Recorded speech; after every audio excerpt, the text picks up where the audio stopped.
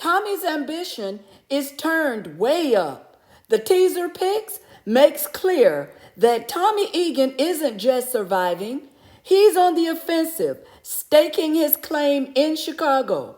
Tommy openly proclaims, "This gonna be the battle of my effing life." You're gonna tell the feds everything I want. How far is Tommy willing to go to plant his flag deep in the Chicago cement? And who gets dropped off in this high-stakes season? Hello, Power Veterans. Lady Vet here with another Power Book 4 Force video. Subscribe to the channel if you haven't done so already. Tap that like button and leave your comments below. Now, episode 2 is titled A Seat at the Table. Call your boss. If I do this, I'm a dead man. You're 100% dead if you don't. First of all, let's be clear. The table doesn't have enough space for everyone. Thus, the process of who eats and who doesn't is about to begin. Loyalties have shifted, and Tommy's relationship with his partner, Diamond, is fractured beyond repair. We're gonna handle B-Mac, and we're gonna do it in a way that doesn't get back to Tommy. Tommy's greatest ally is now a threat. The days of the Tommy and Diamond team has literally passed, and all signs point to a Tommy-Miguel duo, if only for a minute. More recent pics tease a coalition under intense strain.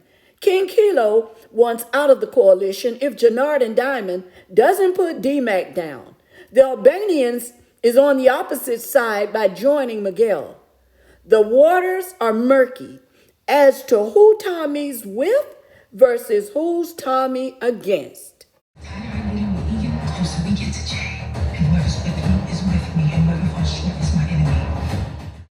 We are talking about a seat at the table, the very table that Tommy orchestrated.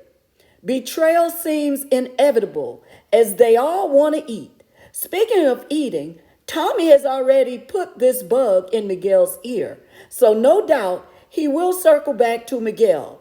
They all want to please Shay. Well, until they don't.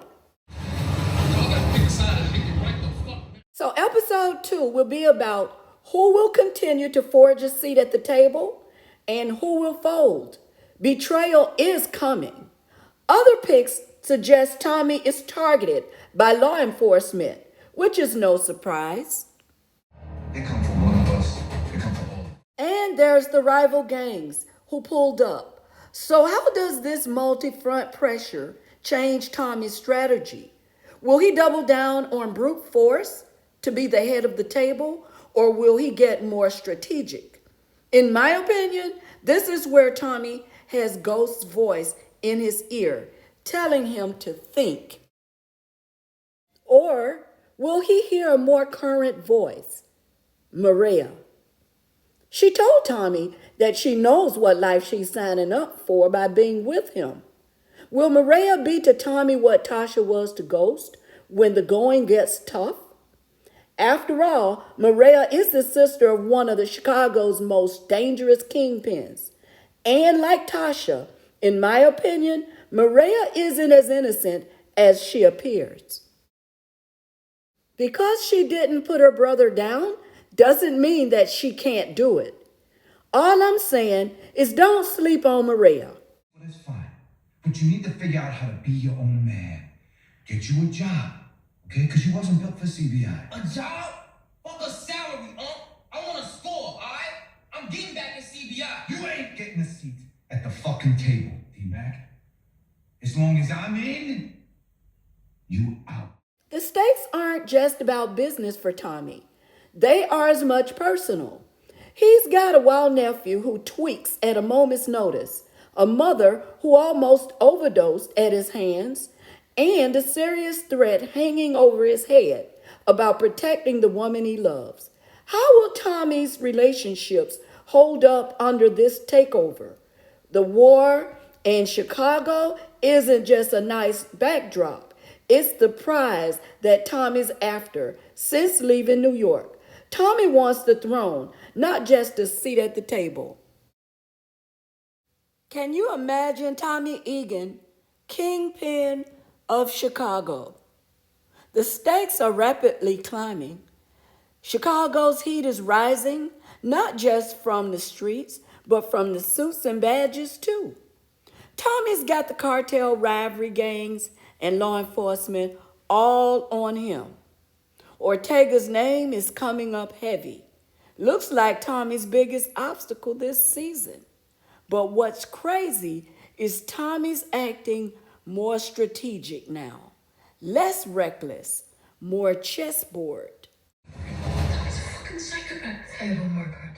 Maria and Tommy are in an intense moment, but remember that she knows the risk, and Tommy, well, he embraces moments of chaos. There are scenes of Tommy confronting a coalition. What are Tommy's options? He believes that he should burn it all down, but the voice of Maria says to take it back.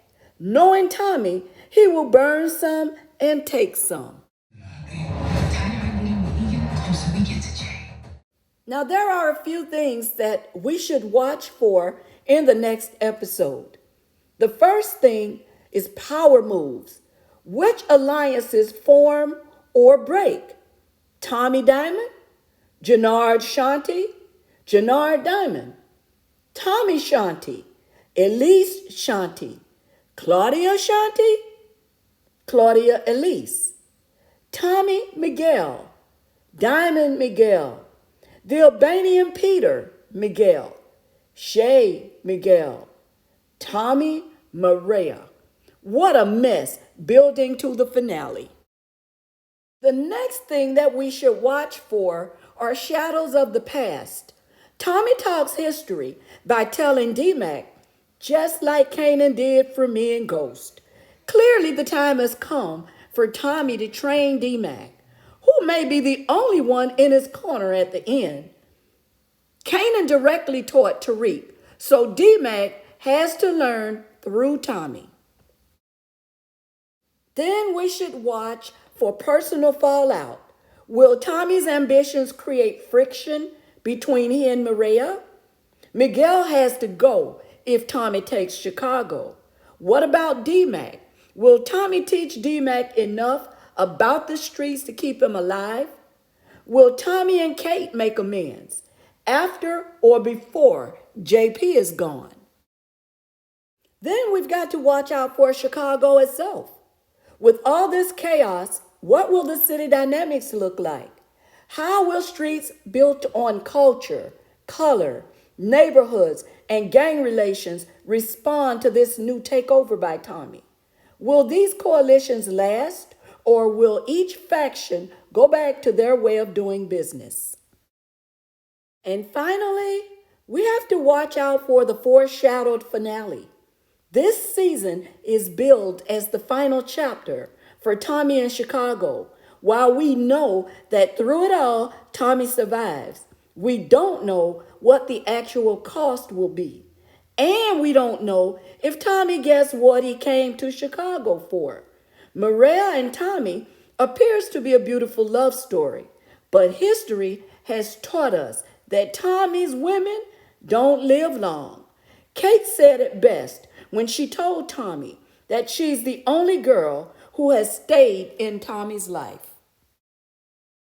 Episode 2 ups the stakes a little higher, placing everyone in a must-win state of mind and increases the need for survival. The teasers and the pics screams war, betrayal, and legacy all at once. But here's the thing. Every time Tommy chases power, somebody close to him pays the price. What's really driving Tommy? Is it about distribution, coalition, and control, or proving something to himself after losing Ghost? The episode sets up a massive loyalty test. Tommy still has fresh scars from before. I'm about to get out of here, but I've got to ask the question. Do y'all think Tommy's capable of running a crew without blowing it up from the inside? In my opinion, he is capable, but he lacks the discipline. Let me know what you think. And I'll see you in the next video. I'm out.